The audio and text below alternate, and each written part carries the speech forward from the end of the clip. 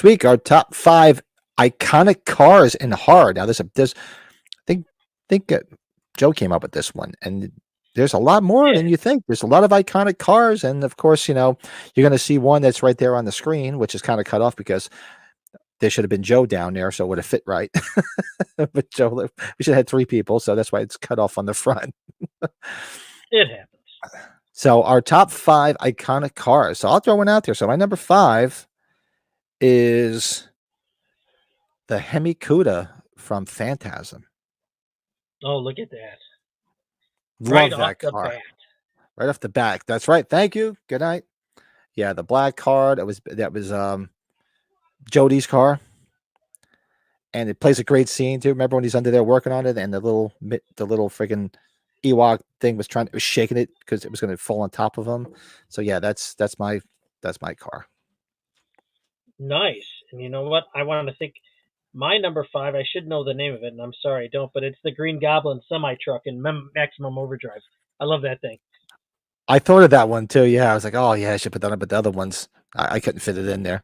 Story of my life, right? I wish.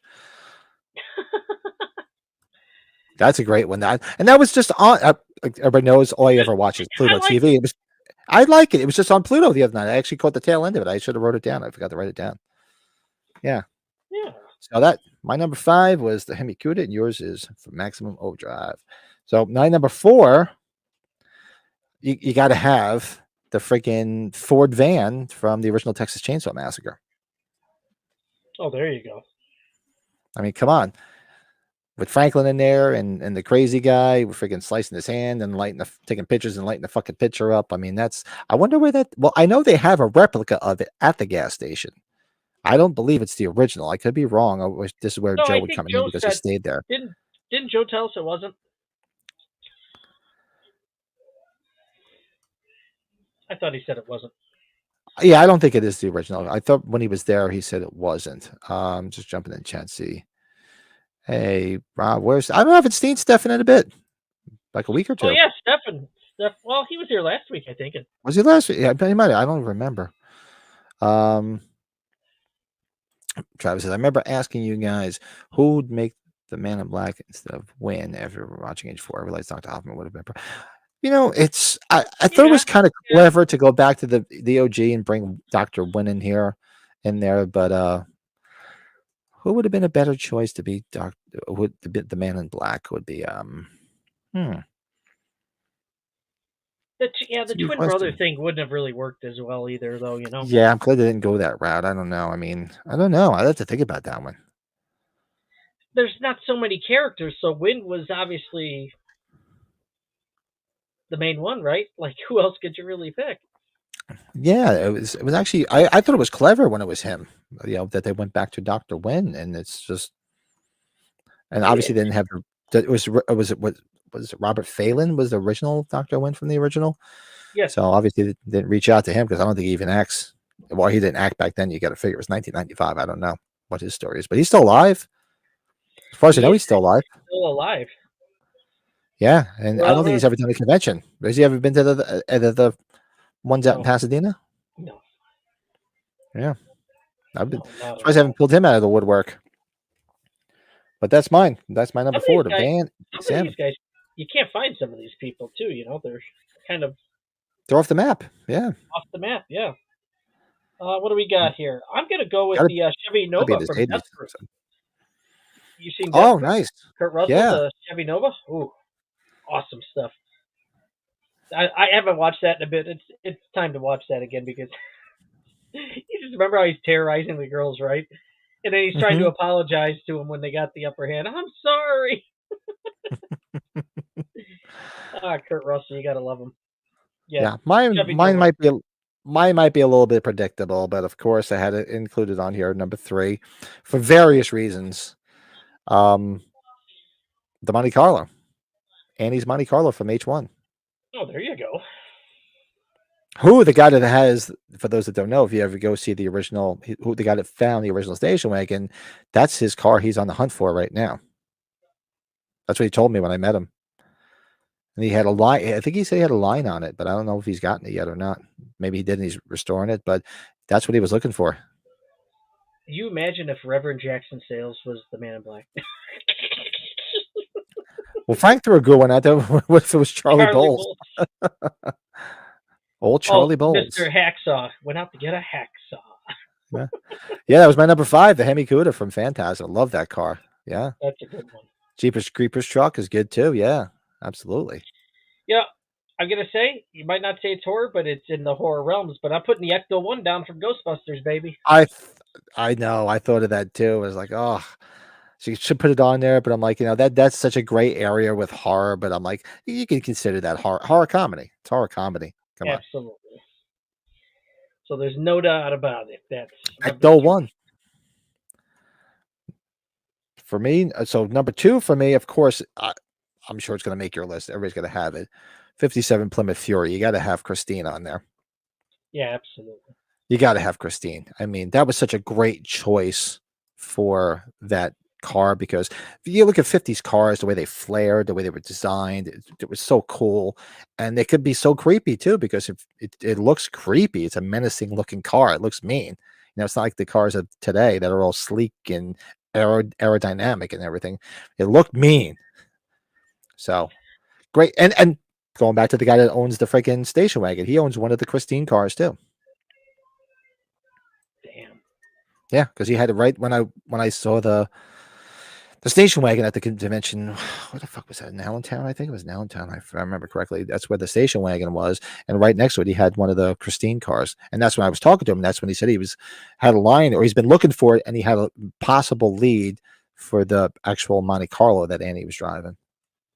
I was like, cool, that's awesome. Plymouth Fury. That's a good car, right? It's a Well, mean looking car. I'm guessing our number 1s and 2s are pretty close because Plymouth Fury's mine is the next. It's number 2. So Yeah. I just So it was fun watching that. Yeah, we watched it not too long ago, right? Yeah. Oh, yeah, we did.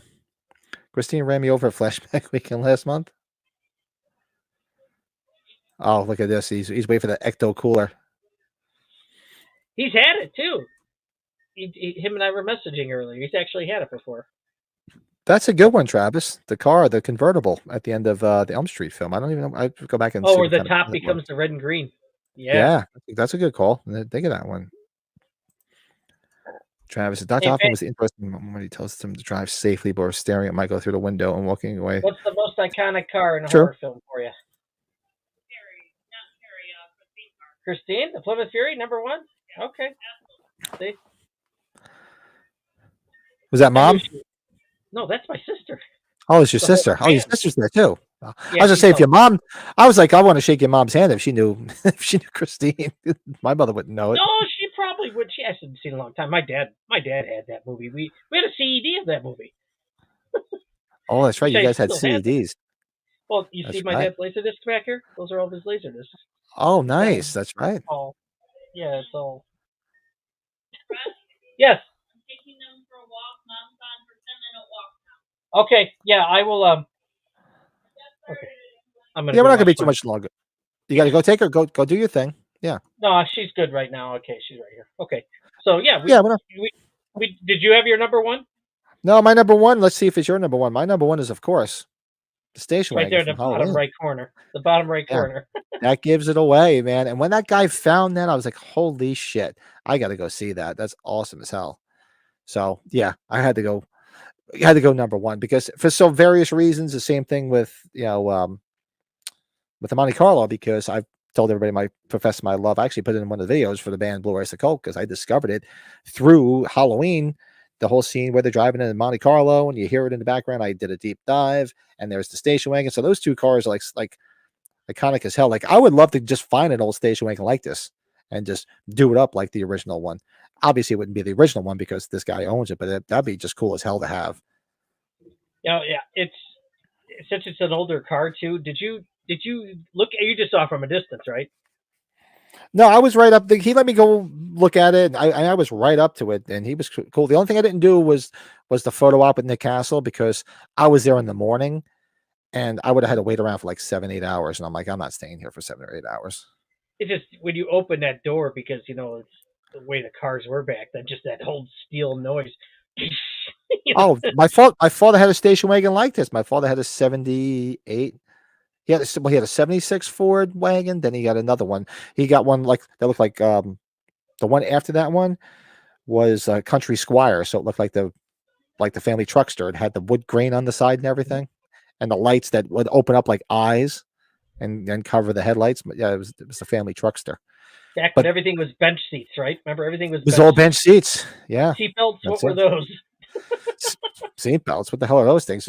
Those are the things that would poke you in the ass, and you tuck them into the seat and put them away because they were poking you in the butt. Yeah.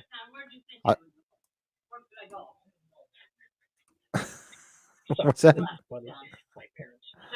So that's my number one. What do we got here? The Tornado from Dark Half. There you go. The Tornado, rather. Tornado. Mom, we had a Tornado. Tornado. Yeah, we had a Tornado. Oldsmobile. Mr. Futterman's Kentucky Harvester tractor from Gremlins. Nice. Still, that's a good one. I like that. That's a good one. That's a deep one. That's deep. Yeah, so throw some more in the chat if you want. After the fact, because we post these on Monday mornings, so you'll see a new episode. So we just take this little segment out just in case people just don't want to sit through 2.5 to 3 hours of us rambling. They can see our top 5, so I would just do them separately. But that is our top 5 iconic cars in horror. So yeah, by all means, let us know ones that we missed. There's a lot more. There's a lot out there. Thanks for watching our latest top 5 from an episode of That Horror Movie Podcast. We do That Horror Movie Podcast every Sunday night live at 8 p.m. on this channel. And every week we feature a top 5 that we all do together and share live with everybody in the chat. So if you have any ideas, by all means, drop them in the comments below. Like this video. It helps everybody find this channel. Be sure to like and subscribe to this channel. And we will see you on Sunday nights.